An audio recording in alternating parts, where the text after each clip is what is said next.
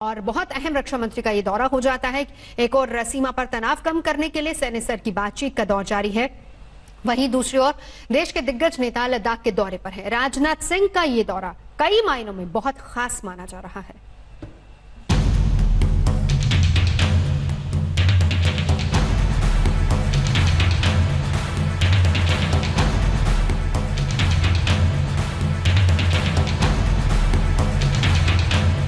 लेकिन इतनी बात मैं विश्वास के साथ कह सकता हूं कि हम अपने राष्ट्रीय स्वाभिमान नेशनल प्राइड से किसी भी सूरत में समझौता नहीं करेंगे। ये हम आपको भरोसा दिलाते हैं, हम आपको विश्वास दिलाते हैं।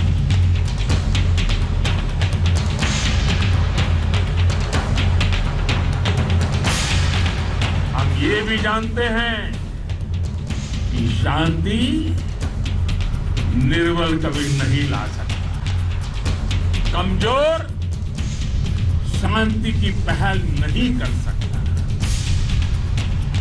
वीरता ही शांति की पूर्व शर्त होती है। लेह की जमीन से चीन को पीएम मोदी ने साफ शब्दों में कह दिया था कि हिंदुस्तान पर बुरी नजर ड्रैगन को महंगी पड़ने वाली है।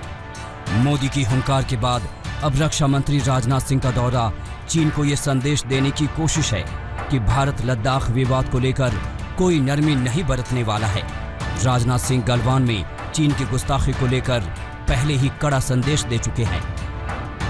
हम लोगों की भी यह कोशिश है कि मिलिट्री लेवल पर और डिप्लोमेटिक लेवल पर बातचीत के द्वारा इंडो चाइना के बीच जो इस समय टसल है, इसका समाधान निकाला जाए। लेकिन इतनी बात मैं विश्वास के साथ कह सकता हूं कि हम अपने राष्ट्रीय स्वाभिमान नेशनल प्राइड से किसी भी सूरत में समझौता नहीं करेंगे। ये हम आपको भरोसा दिलाते हैं, हम आपको विश्वास दिलाते हैं। राजनाथ सिंह का ये दौरा उस वक्त हो रहा है जब सीमा में तनाव को लेकर दोनों देशों के बीच सैन्य स्तर की बातचीत जारी है। कई मोर्चों पर चीन के वापस जाने की सहमति बन गई है। 6 जुलाई से सैनिकों को हटाने की प्रक्रिया शुरू कर दी गई और अब तनातनी वाले ज्यादातर स्थानों से सैनिक पीछे हट गए हैं। वहीं फिंगर 5 पर चीन अभी भी हटने को तैयार नहीं है। दोनों देशों के बीच 4 दौरे की बातचीत हो चुकी है। ऐसे में राजनाथ LAC जाकर मौजूदा हालातों को समझने की कोशिश करेंगे। अब जब रक्षा मंत्री जब जा रहे हैं और सेना अध्यक्ष जी जब जा रहे हैं, वो दूसरा मकसद है उनका। अभी जाके वो तो मिलिट्री का जो मिलिट्री प्रिपेयर्डनेस है हमारी, उसके ऊपर ध्यान होगा। एक्चुअल ग्राउंड सिचुएशन क्या है, कहाँ तक प्रोग्रेस हुई है, लद्दाख में इस प्रकार की चीजें देखी जाएंगी। रक्षा मंत्री LAC के फॉरवर्ड ब्लॉक पर सेना की तैयारी की समीक्षा करेंगे। राजनाथ सिंह इससे पहले कई बार दिल्ली में सेना प्रमुख चीफ ऑफ डिफेंस स्टाफ के साथ बैठक करके बॉर्डर पर हालात का जायजा ले चुके हैं। वहीं तनाव के बाद ही राजनाथ सिंह ने रूस का दौरा किया था, जहां रूस के साथ हथियारों को लेकर कई डील को मंजूरी मिली थी। वहीं कई पुरानी डील में हथियार जल्दी देने को लेकर भी सहमति बनी थी। इसी दौरान भारत ने लद्दाख सीमा पर युद्धाभ्यास किया और कई खतरनाक फाइटर जेट और सैन्य सामानों की तैनाती कर दी, जिसने चीन की अकड़ को ढीली करने का काम किया। राजनाथ की अध्यक्षता में 2 दिन पहले हुई DAC की बैठक में भी हथियारों की खरीदारी बढ़ाने को मंजूरी मिली। सेना को अधिकार दिया गया कि 300 करोड़ तक के हथियार अपने स्तर पर खरीद सकती है।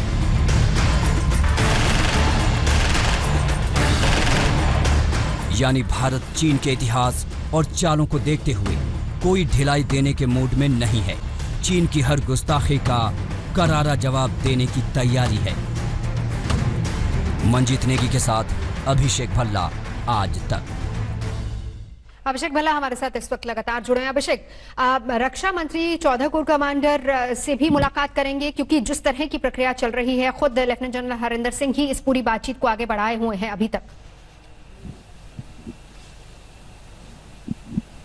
जी बिल्कुल, जितने सीनियर आर्मी के ऑफिसर्स हैं उनसे बातचीत की जाएगी, चाहे वो कोर कमांडर हों, और एक ग्राउंड असेसमेंट रक्षा मंत्री को मिलेगा अभी जो स्थिति है।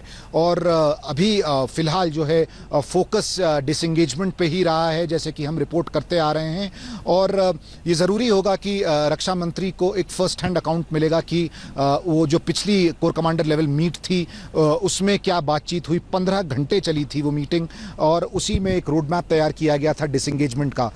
हालांकि कुछ जगहों पे डिसंगेजमेंट हो गया है, लेकिन पेंगोंग झील और हॉट स्प्रिंग्स दो ऐसे इलाके हैं जहां अभी भी वो जो डिसंगेजमेंट का प्रोसेस है वो पूरी तरह से कंप्लीट नहीं हो पाया है। बल्कि इंडियन आर्मी की भी जो कल स्टेटमेंट आया था उसमें भी यही कहा गया था कि बार बार ग्राउंड पे वेरीफाई कराने की ज़रूरत है जब भी डिसंगेजमेंट होगा। तो इन सारी चीज़ों की जानकारी रक्षा मंत्री को मिलेगी और एक जो असेसमेंट है भारतीय सेना का ग्राउंड पर वो भी उनके साथ शेयर किया जाएगा। बहुत अहम यहाँ पर अभिषेक मल्ला ये भी हो जाता है क्योंकि ठीक है वहां पर मुलाकात करेंगे वो 11 कोर कमांडर से भी, और ऐसे में भले ही डिसंगेजमेंट की एक प्रक्रिया जो लगातार चल रही है जिसमें चीन भी माना है वो भी पीछे हटा है, हिंदुस्तानी सेना भी थोड़ी पीछे थी है, लेकिन जहां पर तनाव वाले क्षेत्र है चाहे वो हॉट स्प्रिंग का इलाका हो या फिर पैंगोंग झील का, ये दोनों इलाके, क्या भरोसा किया जा सकता है चीन पर? क्योंकि यहां पर अभी भी वो अड़ा हुआ है, बाकी जगहों पर भले ही पीछे हट गया हो, क्या भरोसा कर सकते हैं कि उसके बाद किसी तरह की गुस्ताखी नहीं होगी?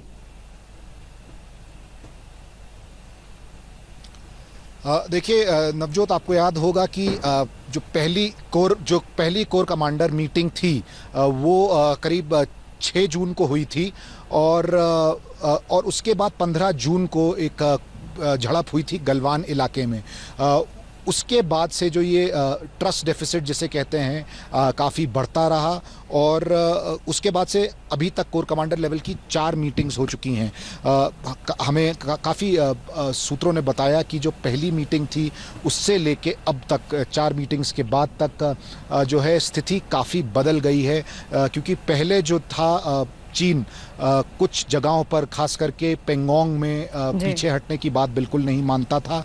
अब कम से कम LAC फिंगर 8 पर है और दोनों सेनाओं को पीछे हटना है, इस पे चर्चा भी हो रही है और दोनों सेनाएं पीछे हटी भी हैं। बिल्कुल नजर आप बनाए रखिए, अभी देखना होगा कि लौटेंगे आपके पास।